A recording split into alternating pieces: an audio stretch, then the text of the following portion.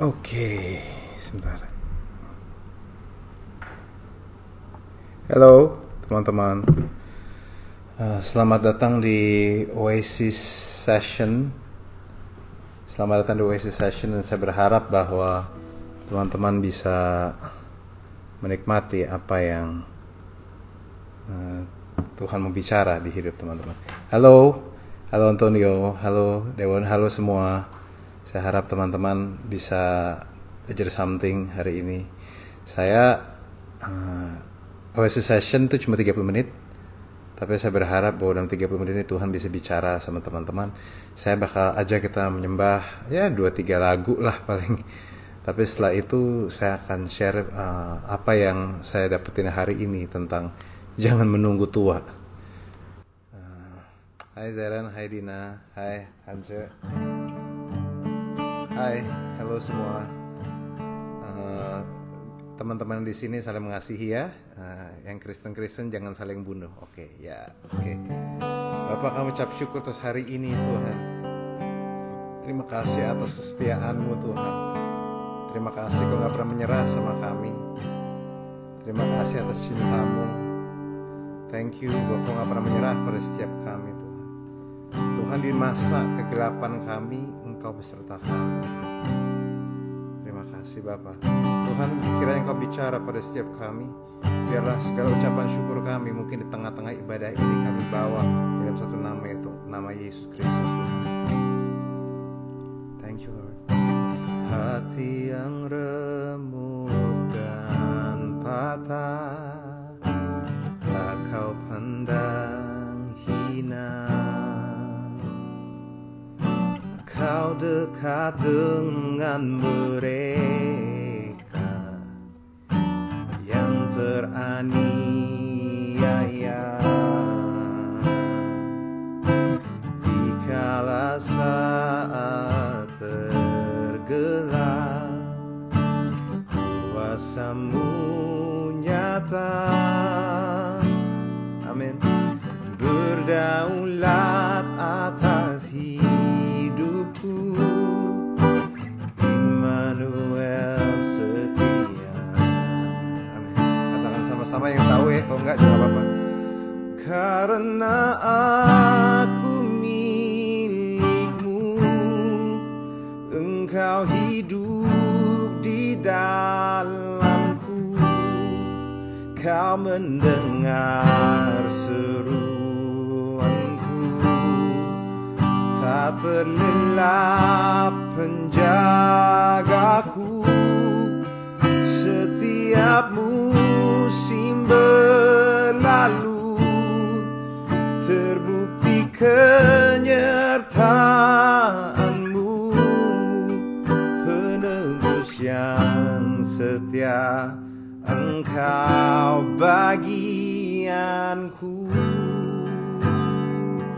Oh, penebus yang setia. Hati yang remuk Tuhan, hati yang remuk dan patah tak Kau pandang hina. Kau dekat dengan mereka yang teraniaya. Di dalam saat tergelap, kuasa-Mu nyata. Berdaulat atas hidupku, Immanuel setia. Karena kami ini milik-Mu, ini pengakuan kami Tuhan.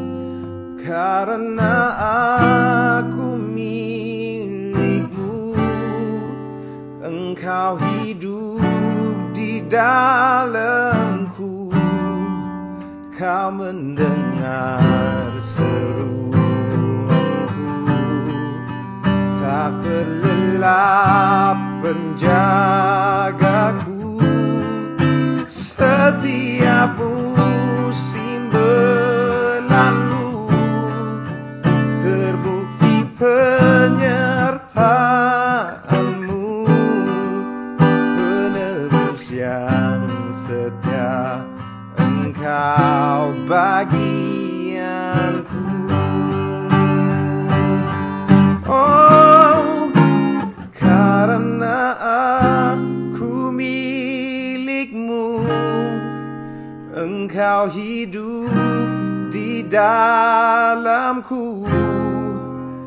Kau mendengar seruanku, tak terlelap penjagaku. Setiap musim berlalu, terbukti penyertaanmu, penebus yang setia. Engkau bagianku. Come on, Oasis Session. Yang udah mulai hafal, katakan sama-sama yuk. Oh, karena aku milikmu, Engkau hidup di dalamku. Kau mendengar seruanku, tak terlelap penjagaku. Setiap musim berlalu, terbukti penyertaanmu, penebus yang setia. Engkau bagianku. Katakan sama-sama sekali lagi. Oh, karena aku milikmu, Engkau hidup di dalamku. Kau mendengar seruanku, tak terlelap penjagaku. Setiap musim berlalu, terbukti penyertaanmu, penebus yang setia. Engkau penebus yang setia. Engkau penebus yang setia. Engkau bagianku. Oh, penebus yang setia, bagianku. Engkau bagianku, Engkau bagianku, Tuhan. Terima kasih. Oh, kalau yang belum tahu, siapa tahu nyantol, nyanyiin sama-sama lagi yuk. Karena aku milikmu, Engkau hidup di dalamku. Kau mendengar seruanku, tak terlelap penjagaku. Setiap musim berlalu, terbukti penyertaanmu, penebus yang setia. Engkau bagianku. Makanya kita katakan, dan ku tahu ku tak pernah sendiri. Kau Tuhan yang selalu penuhi janji, berjalan bersamaku di depanku. Sebab Engkau tahu yang terbaik bagiku. Jalanmu mengatasi jalanku. Ku perlu Kau tuntun setiap langkahku. Rancanganmu lebihi rancanganku. Ambillah semua, seluruh hidupku. Oh, dan ku tahu ku tak pernah sendiri. Kau Tuhan yang selalu penuhi bersamaku di depanku, sebab Engkau tahu yang terbaik bagiku. Jalanmu mengatasi jalanku, ku perlu Kau tuntun setiap langkahku. Rancanganmu lebihi rancanganku, ambillah semua seluruh hidupku. Katakan sama-sama sekali lagi, sing it. Dan ku tak pernah sendiri, Kau Tuhan yang selalu penuhi janji, berjalan bersamaku di depanku, sebab Engkau tahu yang terbaik bagiku. Jalanmu mengatasi jalanku, ku perlu Kau tuntun setiap langkahku. Rancanganmu lebihi rancanganku, ambillah semua seluruh hidupku. Katakan ini. Dan ku tak pernah sendiri, Kau Tuhan yang selalu penuhi janji, berjalan bersamaku di depanku, sebab Engkau tahu yang terbaik bagiku. Jalanmu mengatasi jalanku, ku perlu Kau tuntun setiap langkahku. Rancanganmu lebihi rancanganku, ambillah semua seluruh hidupku, ambillah semua seluruh hidupku. Oh, ambillah semua seluruh hidupku. Thank you Lord. Terima kasih Bapa. Terima kasih atas kebaikan-Mu Tuhan. Thank you. Sebelum kami dengar firman Tuhan, kami ingin mengatakan sesuatu padamu Tuhan. Sungguh besar pengorbananmu bagiku, terlalu dalam untuk dimengerti. Sungguh besar,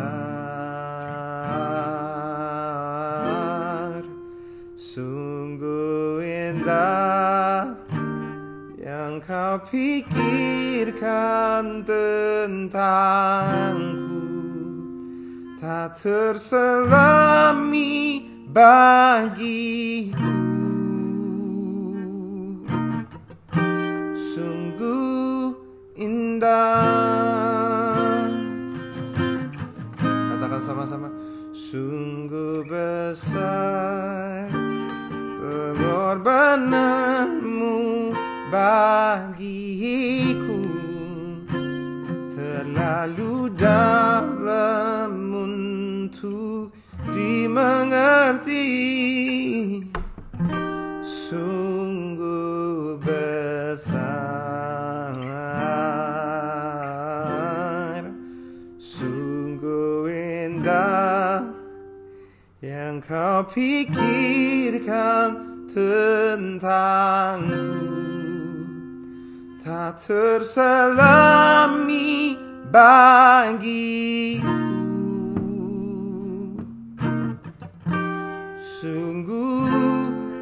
indah, oh sungguh indah. Thank you Lord. Sungguh indah.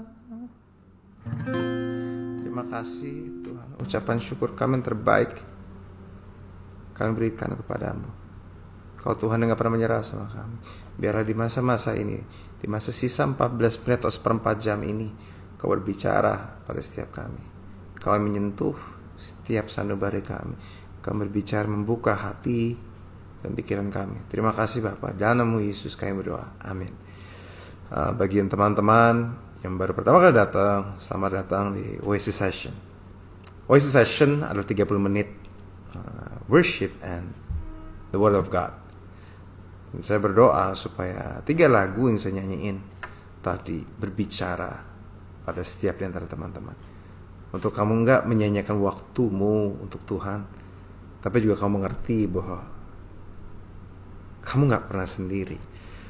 Lagu pertama itu baru saya buat kayak minggu lalu, Penembus yang Setia. Itu terinspirasi dari teman-teman saya yang dipersecute, yang mengalami persekusi, bahwa walaupun banyak hal terjadi di hidup mereka, tapi saya cuma bisa bilang bahwa gimana pun mereka ini milik Tuhan. Tuhan ada dalam mereka. Tuhan dengar seruan mereka. Yang kedua, tak pernah sendiri adalah bicara tentang bagaimana pada waktu saya lagi di pesawat saya agak sedikit ketakutan karena guncangan di pesawat menakutkan bagi saya pada waktu itu. Dan pada waktu saya lagi diguncang itu muncul lagu ini, dan ku tahu ku tak pernah sendiri. Sementara Sungguh Indah lahir pada waktu saya lagi ngobrol biasa sama teman-teman saya, dan saya terinspirasi lagu itu, dan jadilah lagu itu sebuah cerita. Jadilah lagu itu tidak ada tekanan di dalamnya. Saya lagi nggak dalam keadaan stres. Cuma Tuhan kasih impresi ke saya. Kenapa Tuhan izinkan lagu itu saya tulis? Agar kita menyadari bahwa Tuhan nggak cuma bicara di masa kesukaran, di masa senang dan di masa biasa pun Tuhan tetap berbicara. Dan bagi teman-teman juga tahu bahwa memang Tuhan paling jelas bicara pada waktu di masa sukar, tapi Tuhan juga bicara bahkan di masa sukacita, di masa gembira, di masa kita lagi baik-baik saja, asalkan kita membuka telinga kita untuk mendengar. Maka yang teman-teman perlu mengerti adalah kamu perlu belajar membuka telinga.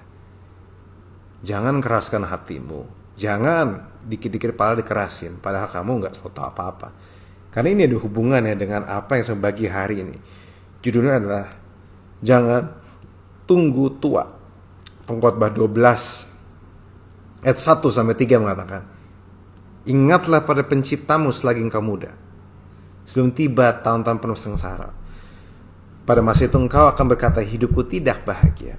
Bila saat itu tiba matamu tak lagi terang, sehingga pudarlah sinar surya, bulan dan bintang. Awan mendung pembawa hujan tetap menyertaimu bagai ancaman. Lenganmu gemetar dan tak lagi memberi perlindungan. Kakimu kekar akan goyah tanpa kekuatan. Gigimu tidak lengkap untuk mengunyah makanan. Matamu kabur sehingga menyuramkan pandangan. Teman-teman, kalau ini bukan bicara tentang pengenalan Tuhan dari muda, saya nggak tahu lagi. Teman-teman, pesan saya hari cuma satu. Kenalilah Tuhan dari muda. Sedari dini, sebisamu. Kalau kamu dengar yang saya ngomong hari ini Tuhan lagi bicara buat kamu. Kenali dia selagi masih muda. Jangan tunggu tua dulu. Jangan tunggu sampai kamu pensiun dulu. Jangan tunggu sampai kamu di posisi atas baru kamu kenal Tuhan. No. Kamu kenal Tuhan dari sekarang. Karena semua orang makin tua tidak akan semakin baik hidupnya, makin menderita iya. Saya pernah bicara bagaimana orang umur 20 dan umur 70 punya perspektif yang berbeda tentang hidup, teman-teman. Orang umur 20 masih semangat menjalani hidup, tapi orang umur 70, orang umur 20 itu setiap kali panjang umurnya, mereka selalu bilang, saya berharap saya jadi lebih dewasa, saya berharap saya makin tua, makin mature dan sebagainya. Tapi orang umur 70, dia cuma bilang, tua itu gak enak. Orang umur 20 banyak yang masih punya semangat hidup. Setelah saya menemukan beberapa suara dari orang berumur lebih dari separuh abad, lelah dengan hidupnya, mengasihi Tuhan tapi lelah dengan hidupnya. Tentu nggak semua orang kayak gitu. Banyak juga yang lebih dari setengah abad semangat. Tapi semua itu sangat dipengaruhi oleh apa yang terjadi di kehidupan mereka. Di akhir masa tuanya, Salomo penulis kitab ini, akhirnya dia jadi nggak excited lagi dengan Tuhan. Dia jatuh dalam penyembahan berhala, teman-teman. Si orang yang hidupnya penuh penderitaan pasti capek di masa tuanya. Tapi kalau hidupnya berguna, maka walaupun udah berumur, maka bisa tetap sukacita. Teman-teman, saya mau kasih tahu, menjadi tua adalah realita yang harus kita terima. Pengkhotbah menjelaskan dengan jelas apa yang terjadi sama kita. Mati, tua, ada kenyataan yang kita harus terima. Kalau saya boleh bilang secara pragmatis, tujuan hidup manusia apa sih? Tujuan hidup manusia ujungnya adalah mati. Kamu akan mati, entah kamu mati dalam damai, entah mati karena kepleset kulit pisang, mati ketabrak atau apapun, atau bahkan mati karena dengan segala hormat. Maaf, mati karena sakit, mati karena kanker atau apapun. Banyak hal bisa terjadi di hidupmu dan banyak hal bisa merenggut nyawamu. Kita adalah makhluk paling ringkih yang pernah ada, teman-teman. Dan kadang orang-orang mati nggak perlu tunggu tua dulu. Nah, maka dari itu sebenarnya bukan soal kapan kita tua atau enggak, tetapi apa yang kita lakukan sebelum kita tua, sebelum kita mati, teman-teman. Karena mati itu udah kepastian. Kalian pasti mati lah. Seberapa banyak pun uang di hidupmu, suatu saat kamu itu dan saya adalah calon mayat. Halo teman-teman, kamu dan saya ada calon jenazah, kamu dan saya ada calon mayat. So, kamu nanti rumah terakhirmu cuma 1x2 meter. Makanya sangat baik untuk mikirin kematian, teman-teman. Nah, maka kenapa beberapa argumen kenapa sebisa mungkin dari muda? Ada nomor satu, orang muda terkesan sebenarnya lebih berpikiran terbuka. Kita bisa lebih mudah punya iman seperti anak kecil, teman-teman. Nah, orang muda masih bisa lebih berubah, bisa menyesuaikan diri dengan rencana Tuhan di hidup mereka, menghadirkan firman Tuhan, dan bisa bereksperimen dengan kebenaran. Kita bisa belajar hidup benar. Sehingga saat mereka dewasa, mereka bukan cuma tahu kebenaran, tapi juga punya hikmat mengaplikasikan kebenaran itu. Apa saya bisa cerna, teman-teman? Saya bukan bilang yang muda lebih baik, tapi sedari dini. Sama, suatu saat saya ada teman saya yang dari kecil anaknya diajarin les kumon, diajarin untuk coding dari kecil anaknya. Kenapa? Agar mereka terbiasa di masa depan. Saya belajar karena begini, bahwa ada bagian paling tidak mudah dalam iman Kristen adalah menghidupi kebenaran, teman-teman. Menghidupi kebenaran itu sendiri. Kalau kita dikelilingin orang benar, itu mudah. Masalahnya kita nggak selalu dikelilingin orang benar. Kadang sekeliling kita gelap. Teman-teman tahu nggak? Hidup dalam kebenaran punya tantangannya sendiri. Kalau kita jujur, karena kalau sekeliling kita jujur mungkin gampang untuk hidup dalam kebenaran. Tetapi kalau enggak, susah, teman-teman. Nah, kalau perusahaan kita aja udah korup dari atas, gimana mau hidup benar? Pengen hidup dalam kebenaran butuh pekerjaan gimana? Ya, memang hidup itu kompleks, teman-teman. Tapi kekristenan memang nggak pernah mensimplifikasi hidup. Ya, Kristenan itu justru menerima kekompleksan hidup dan menyerahkannya pada tangan Tuhan yang penuh kuasa. Teman-teman, saya mau kasih tahu, mau orang Kristen, mau ateis, mau nyembah apapun, hidupmu akan selalu kompleks. Tetapi imanmu bisa memberikan hidupmu yang kompleks itu, yang kau berikan pada Tuhan. Amin. Dan semoga teman-teman bisa tetap memegang hal ini. Kekristenan justru menerima kompleksitas hidup, menggumuli dan mencari jawaban. Teman-teman tahu nggak? New International Church mengenal sebuah nilai yang bernama spirit-led realis. Artinya dipimpin roh tapi hidupnya real. Dipimpin roh tapi juga tetap bekerja. Dipimpin roh tapi hidupnya nginjak bumi. Bahasa rohnya kencang tapi bahasa komunikasi juga jelas. Bahasa lidahnya dahsyat tapi bahasa kasihnya juga lancar. Bahasa Indonesianya nggak kasar. Kenapa? Karena sedari dini belajarlah teman-teman hidup dalam kebenaran. Kenapa? Sebelum lama ini saya dengar ada satu orang yang udah tajir, tapi dia dibilang nyolong duit bermiliar-miliar. Padahal dia udah dipercaya bos banget. Saya cuma bingung dan mikir, teman-teman. Kalau aja lu udah ditaruh di posisi yang baik, kok lu masih nyolong duit aja, teman-teman? Kenapa sih harus berulah, teman? Padahal harusnya dia tinggal diam, dipercaya bosnya, dia ongkang-ongkang kaki, happy, teman-teman. Nah, tapi itu yang terjadi saat orang sudah terbiasa dalam kegelapan. Kalau orang udah terbiasa dalam kegelapan, maka hidup dalam kebenaran akan jadi habit yang sangat menyiksa, teman-teman. Sekarang bayangkan, kalau misalnya teman-teman dari dulu udah kebiasa matanya gelap gitu ya. Udah kebiasa kamarmu gelap. Begitu lampumu dinyalain, langsung kayak gitu, kayak aduh ini silok banget sini lampu sih. Ya, Itu orang terbiasa dengan kegelapan. Saya berdoa supaya teman-teman menjadi orang jangan terbiasa sama kegelapan. Ciri-ciri orang terbiasa dengan kegelapan. Ada orang yang pasti tegur atau pas lampu dinyalain, pas hidupnya dibawa dalam terang, dia malah ketakutan, dia malah gak terbiasa gitu.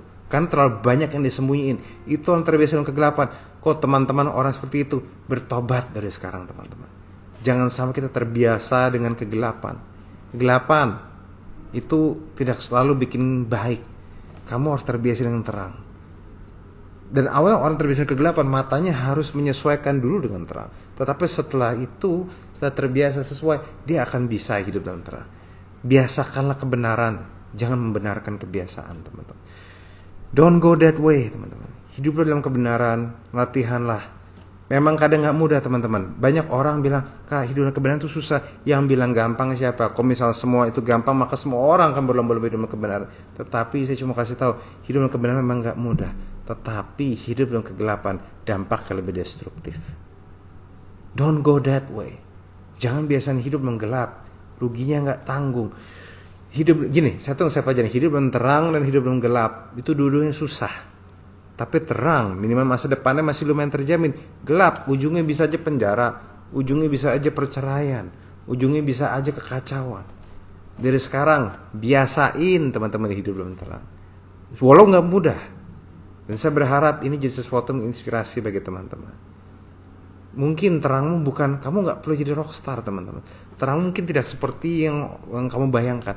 Tapi yang penting minimal kamu jadi terang untuk sekitarmu. Minimal kamu mengasihi sekitarmu. Gak usah jadi genset dunia, jadi lilin dunia cukup.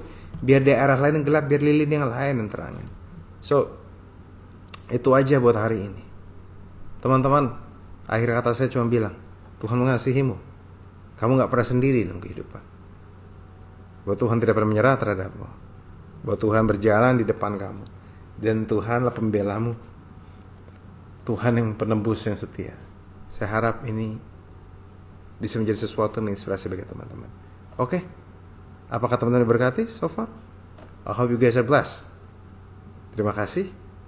Nah, mari kita berdoa. Tuhan, hamba-Mu selesai berbicara, tapi Kau belum.